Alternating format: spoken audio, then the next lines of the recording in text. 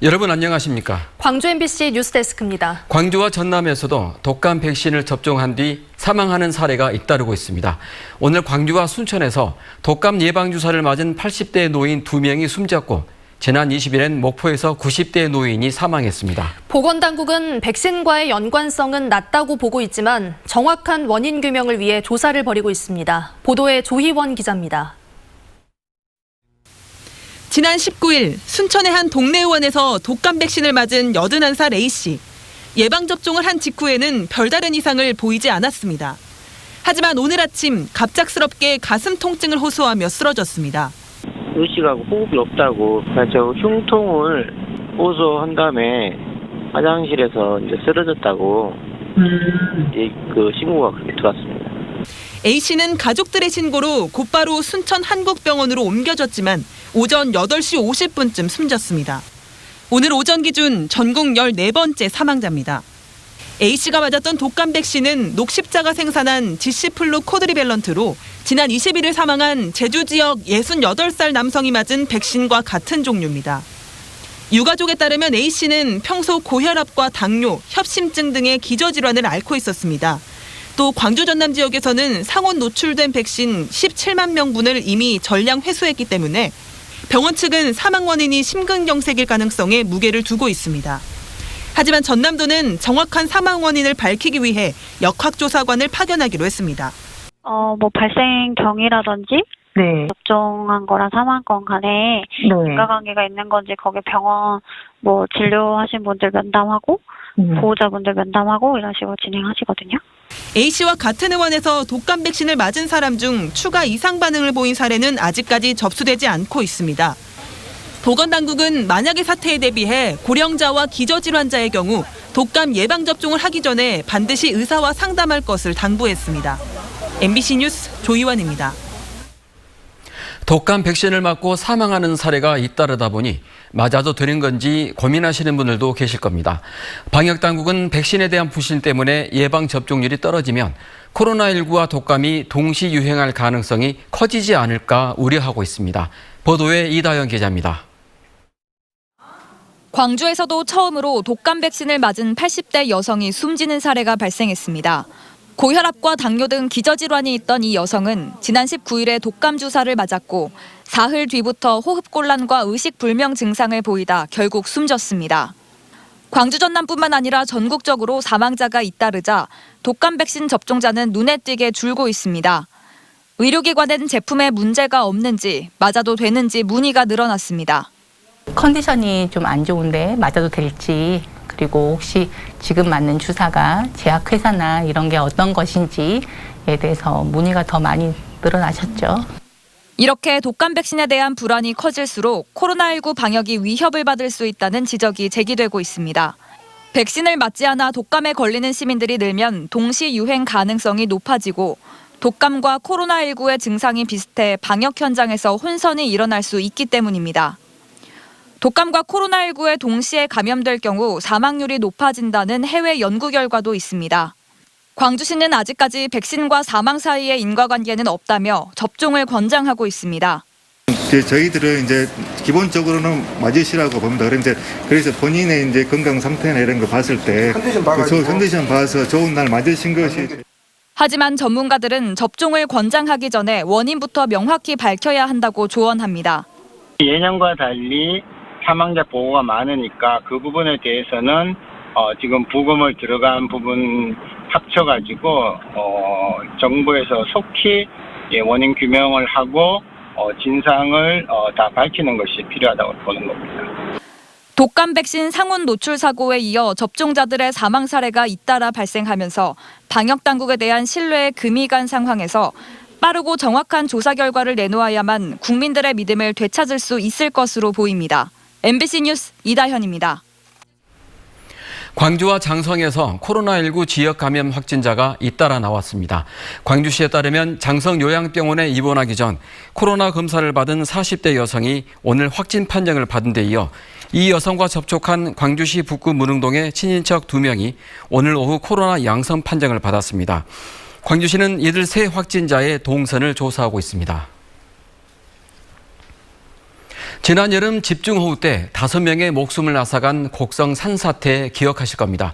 사고 직후부터 산 정상에서 이루어지던 도로 공사가 원인으로 지목됐는데요.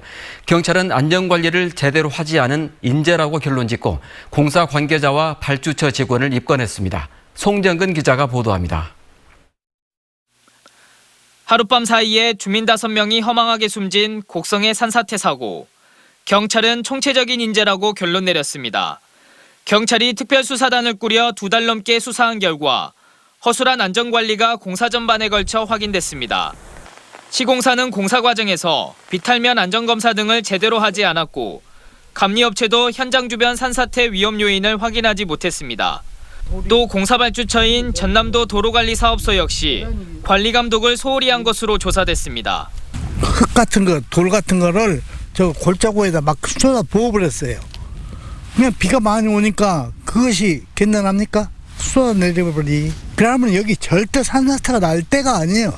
곡성군 오산면 국도 15호선 확장 공사는 산 정상 부위의 비탈면에 옹벽을 설치한 뒤 흙을 파내고 채우는 작업을 통해 도로를 확장하는 공사였습니다.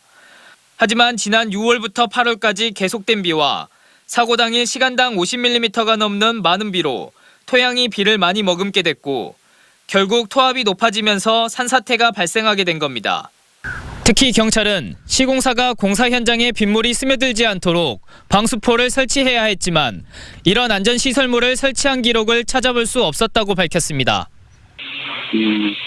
저희들이 이제 쭉 수사를 하면서 설계상, 시공상, 감리상, 그다음에 공사 전반에 대한 안전관리상 하자가 발견이 됐기 때문에 경찰은 지난 8월 말 시공사와 감리업체 관계자 4명을 한 차례 입건한 데 이어 공사발주처인 전남도 도로관리사업소 직원 등 5명을 추가로 불구속 입건했습니다. 또 도로 확장 공사 도중 산사태가 난 것은 전례가 없었다며 확인된 문제점을 관계기관에 통보해 유사 사건이 재발하지 않도록 개선책 마련을 촉구하기로 했다고 밝혔습니다. MBC 뉴스 송정근입니다.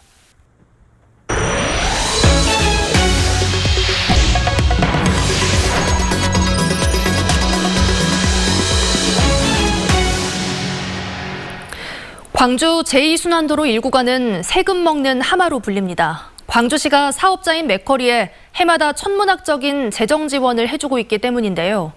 이를 줄이기 위해 지난 2016년 맥커리와 재협상을 했는데 이마저도 졸속으로 진행돼 안 줘도 될 돈을 주고 있다는 비판이 제기됐습니다. 김철원 기자의 보도입니다.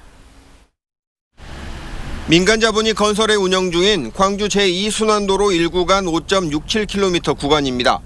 건설 당시 맺은 협약이 사업 시행사의 대주주인 맥쿼리에게 유리한 방식으로 맺어지면서 세금 먹는 하마 논란이 끊이지 않았습니다. 광주시가 밑 빠진 독에 물 붓기를 그만하겠다며 운영한 지 15년 만인 지난 2016년 맥쿼리 측과 재협상에 들어갔고 적자 보전 방식을 최소 수입 운영 보장제에서 투자비 보전 방식으로 바꾸는 식으로 사업 재구조화 협상을 이끌어냈습니다.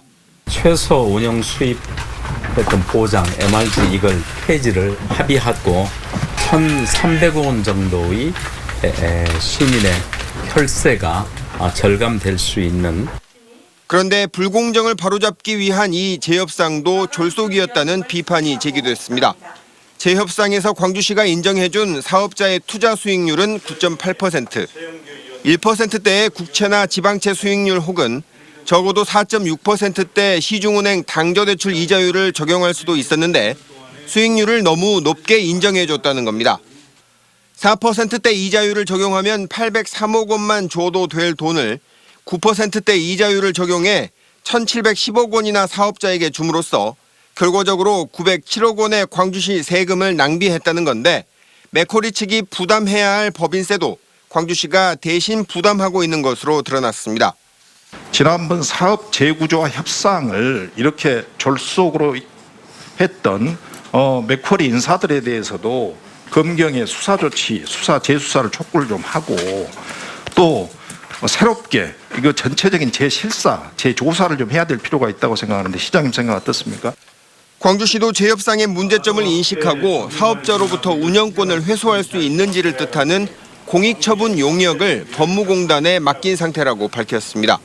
저희가 이제 공익처분 여부, 그리고 사업 재구조와 재협상, 그리고 아까 말씀하신 그 관련된 사람들의 법률적 처분 문제를 깊이 검토를 하겠습니다.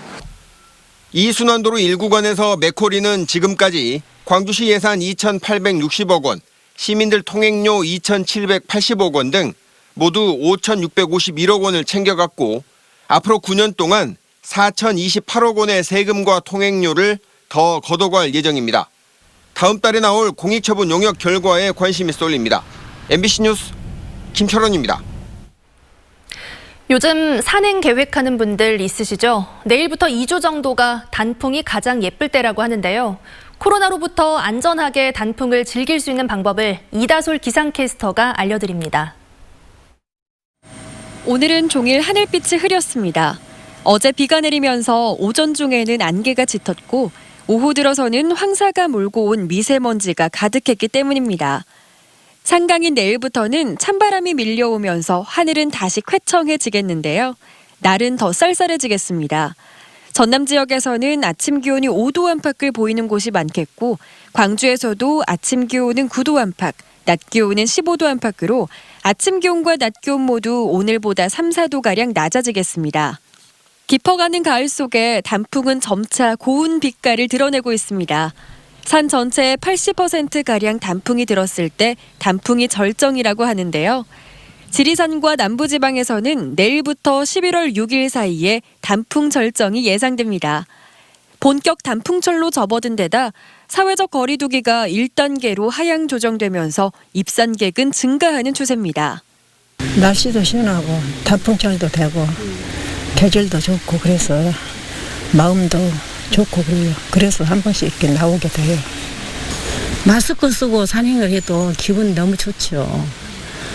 정부는 단풍철 코로나 확산을 막기 위해 국립공원 주차장에는 대형 버스 진입을 금지하고 방역수칙 점검도 강화하고 있는데요.